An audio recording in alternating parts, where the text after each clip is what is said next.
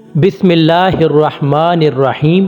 شروع اللہ کے نام سے جو بڑا مہربان نہایت رحم والا ہے۔ السلام علیکم ناظرین۔ حضرین کرام، رسول خدا صلی اللہ علیہ وسلم فجر کی نماز کے بعد اصحابہ کرام سے دریافت فرما لیا کرتے تھے کہ تم میں سے کسی نے کوئی خواب دیکھا ہے؟ اگر کسی نے دیکھا ہوتا تو آپ اس کی تعبیر فرما دیا کرتے تھے۔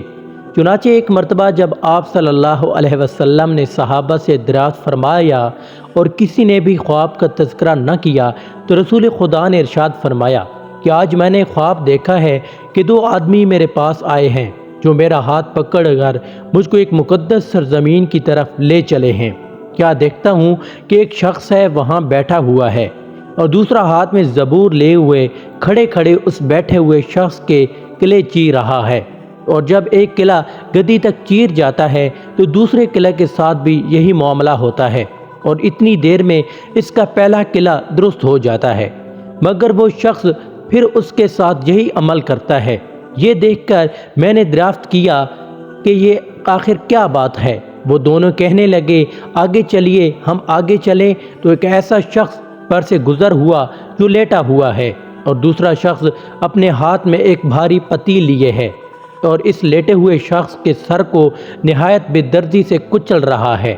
چنانچہ وہ شخص اس کے سر پر زور سے پتھر مارتا ہے تو پتھر لڑک کر دور جا پڑتا ہے، اور وہ شخص ابھی اس پتھر کو لانے بھی نہیں پاتا کہ اس کا سر پھر درست ہو جاتا ہے، اور پھر وہ اس طرح اس کا سر پھوڑتا ہے۔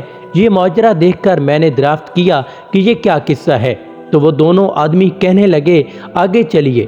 جب آگے چل کر ہم ایسے غار پر پہنچے جو تندور کی طرح اندر سے کشادہ تھا اور اوپر سے تنگ، جس میں آگ دھک رہی تھی اور بہت سے مرد و عورت اس میں پڑے تھے۔ جب آگ کے شعلے بلند ہوتے تھے تو وہ سب اوپر اٹھتے اور نکلنے کے قریب ہو جاتے تھے، اور جب آگ نیچے بیٹھتی تو اس کے ساتھ نیچے چلے جاتے تھے۔ یہ دیکھ کر میں نے معلوم کیا کہ یہ کیا معاملہ ہے، تو وہ دونوں کہنے لگے، آگے چلیے۔ آگے چل کر ہم نے دیکھا کہ خون کی نہر میں ایک شخص کھڑا ہے اور دوسرا شخص نہر کے کنارے پر کھڑا ہے جس کے سامنے بہت سے پتھر پڑے ہیں۔ جس وقت اندر والا شخص نہر کے کنارے کی طرف آتا اور نکلنا چاہتا ہے تو کنارے والا شخص زور سے اس کے منہ پر پتھر مارتا ہے کہ وہ پھر اسی جگہ پہنچ جاتا ہے۔ پھر نکلنا چاہتا ہے تو پھر مار کر اس کو اسی جگہ پہنچا دیتا ہے۔ اس حال کو بھی میں نے معلوم کرنا چاہا تو وہ دونوں کہنے لگے کہ آگے چلیے۔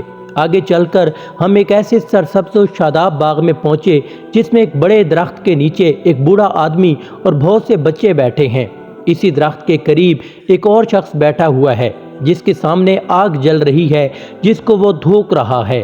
پھر وہ دونوں مجھ کو اس درخت پر چڑھا لے گئے جس کے درمیان میں ایک خوبصورت مکان تھا۔ وہ دونوں مجھے اس مکان میں لے گئے۔ اتنا عمدہ مکان میں نے کبھی نہیں دیکھا تھا، جس میں بہت سے بوڑھے، جوان اور بچے موجود تھے۔ پھر باہر لا کر اس سے بھی اوپر لے گئے جہاں پہلے گھر سے بھی زیادہ عمدہ مکان تھا جس میں صرف بوڑھے اور جوان تھے۔ اب میں نے ان دونوں شخصوں سے کہا کہ تمام رات تم مجھے لیے پھرے ہو، آخر ان اسرار کا حقیقت کیا ہے تو آگاہ کرو۔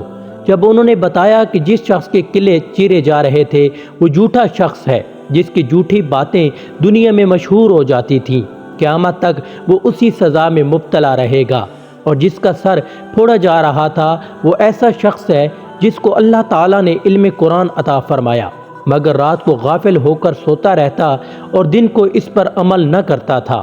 قیامت تک وہ اس عذاب میں مبتلا رہے گا، اور آگ کے غار میں زناکار پڑے تھے اور خون کی نہر میں سود خور ہیں۔ ہم وہ بڑے میاں جو سرسبز درخت کے نیچے بیٹھے تھے وہ حضرت ابراہیم علیہ السلام ہیں، اور ان کے گرد لوگوں کی نابالغ اولاد، اور اسی درخت کے قریب جو آگ دھونکنے والا شخص آپ نے دیکھا وہ مالک دوزخ ہے، اور اب درخت کے اوپر والا وہ پہلا گھر جس میں آپ داخل ہوئے تھے عام مسلمانوں کا گھر ہے اور دوسرا شہیدوں کا ہے۔ ہم دونوں آدمیوں میں جبرائیل علیہ السلام ہوں اور یہ میکائیل ہیں۔ اس کے بعد کہنے لگے، ذرا سر اوپر اٹھائیے۔ میں نے سر اٹھا کر دیکھا تو میرے اوپر ایک سفید بادل ہے، مجھے نظر آیا۔ وہ کہنے لگے، یہ آپ کا گھر ہے۔